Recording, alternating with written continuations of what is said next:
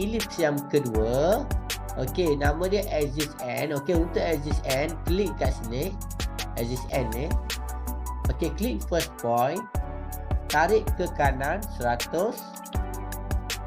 Okey, tinggi dia buat 20 space.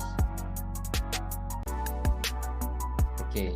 So, yang ni bermaksud 100 tadi daripada hujung ke hujung.